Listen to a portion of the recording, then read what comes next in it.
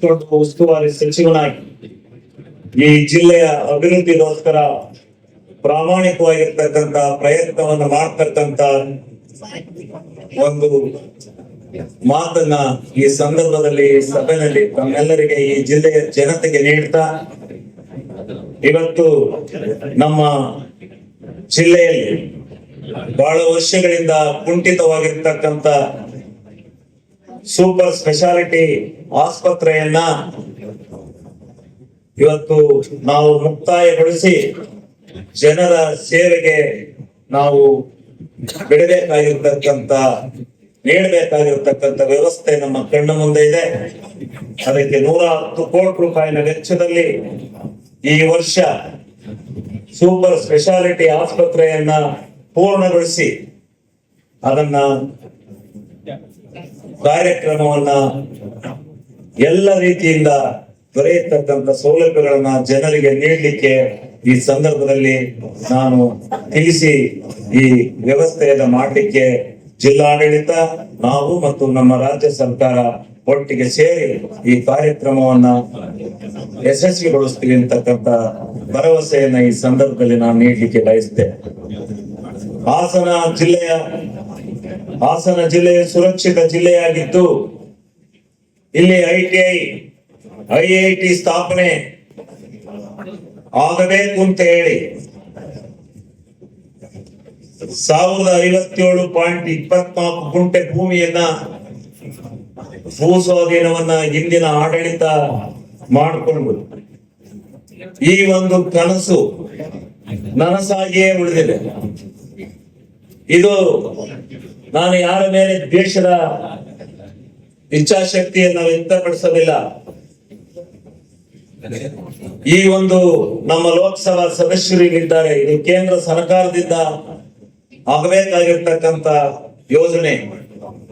ಇದು ದಯಮಾಡಿ ಯಾವ ಕನಸಿನ ಭಾವನೆಯಿಂದ ಹಾಸನ ಜಿಲ್ಲೆಯ ಜನತೆ ಇದನ್ನ ಕಾಯುತ್ತಿದ್ದಾರೆ, ಇದು ಆಗಬೇಕು ಅಂತಕ್ಕಂಥ ಮಹಾ ಅಭಿಲಾಷೆಯಿಂದ ತಮ್ಮ ಭೂಮಿಯನ್ನೇ ತ್ಯಾಗ ಮಾಡಿ ಕೊಟ್ಟಿರ್ತಕ್ಕಂಥ ಜನತೆ ಮತ್ತು ಈ ಜಿಲ್ಲೆಗೆ ಅಭಿವೃದ್ಧಿಗೆ ಪೂರಕವಾಗಿರ್ತಕ್ಕಂಥ ಈ ಒಂದು ಯೋಜನೆ ಏನಿದೆ ಇದನ್ನ ಪೂರ್ಣಗೊಳಿಸ್ತಕ್ಕಂಥ ನಿಟ್ಟಿನಲ್ಲಿ ನಾವೆಲ್ಲ ಸೇರಿ ಪಕ್ಷ ಭೇದಗಳನ್ನ ಮರೆತು ನಾವೆಲ್ಲ ಒಟ್ಟಿಗೆ ಸೇರಿ ಈ ಹಾಸನ ಜಿಲ್ಲೆಯ ಅಭಿವೃದ್ಧಿಯ ಪಥದಲ್ಲಿ ಕೊಂಡೊಯ್ತಕ್ಕಂಥ ದೃಷ್ಟಿಯಿಂದ ಈ ಯೋಜನೆಯನ್ನ ಈ ವರ್ಷ ಪೂರ್ಣಗೊಳಿಸೋದಕ್ಕೆ ನಾವೆಲ್ಲ ಒಟ್ಟಾಗಿ ದುಡಿದು ಒಟ್ಟಾಗಿ ಹೋರಾಟವನ್ನು ಮಾಡಿ ಈ ಯೋಜನೆಯನ್ನು ತರ್ತಕ್ಕಂಥ ನಿಟ್ಟಿನಲ್ಲಿ ಪ್ರಾಮಾಣಿಕ ಪ್ರಯತ್ನವನ್ನು ಮಾಡೋಣ ಅಂತಕ್ಕಂಥ ಭಾವನೆಯನ್ನು ನಾನು ಈ ಸಂದರ್ಭದಲ್ಲಿ ವ್ಯಕ್ತ ಮಾಡಲಿಕ್ಕೆ ಬಯಸ್ತೇನೆ.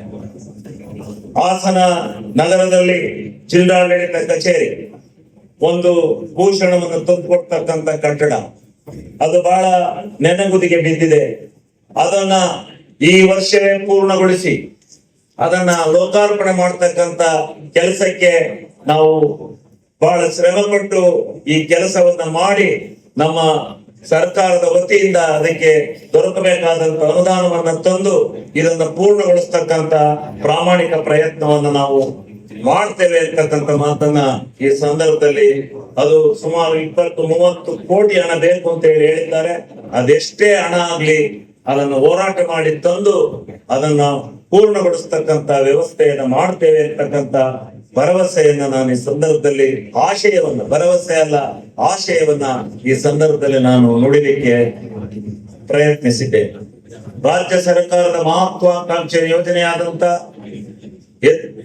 ಎತ್ತಿನ ಹೊಳೆ ಯೋಜನೆಯೂ ಸೇರಿದಂತೆ ಈ ಜಿಲ್ಲೆಯಲ್ಲಿ ನೆನೆಗುದಿಗೆ ಬಿದ್ದಿರ್ತಕ್ಕಂಥ ಕೆರೆಗೆ ನೀರು ತುಂಬಿಸ್ತಕ್ಕಂಥ ಕುಡಿಯುವ ನೀರಿನ ವ್ಯವಸ್ಥೆ ಇರ್ತಕ್ಕಂಥ ಯೋಜನೆಗಳನ್ನ ಪ್ರಾಮಾಣಿಕವಾಗಿ ಪಕ್ಷ ಭೇದವನ್ನ ಮರೆತು ಎಲ್ಲ ರೀತಿಯಿಂದ ಈ ಜಿಲ್ಲೆಯ ಜನತೆಗೆ ಈ ಯೋಜನೆಗಳನ್ನ ಸಮರ್ಪಣೆ ಮಾಡಲಿಕ್ಕೆ ಪ್ರಾಮಾಣಿಕವಾಗಿರ್ತಕ್ಕಂಥ ಹೋರಾಟವನ್ನ ಮಾಡ್ತೇವೆ ಅಂತಕ್ಕಂಥ ಭರವಸೆಯನ್ನ ಈ ಸಂದರ್ಭದಲ್ಲಿ ನಾನು ತಿಳಿಸ್ಲಿಕ್ಕೆ ಬಯಸ್ತೇನೆ.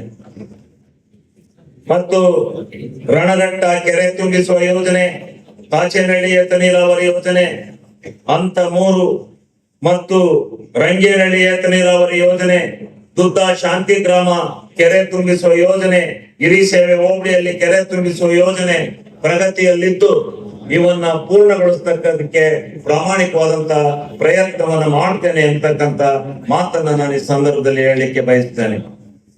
ಇವತ್ತು ಸನ್ಮಾನ್ಯ ಡಿ.ಕೆ. ಶಿವಕುಮಾರ್ ಅವರ ನೇತೃತ್ವದಲ್ಲಿ ಸರ್ಕಾರವು ಕರ್ನಾಟಕದಲ್ಲಿ ಸರ್ವತೋಮುಖವಾದಂತಹ ಅಭಿವೃದ್ಧಿಗೆ ದೃಢ ಸಂಕಲ್ಪ ಮಾಡಿದೆ.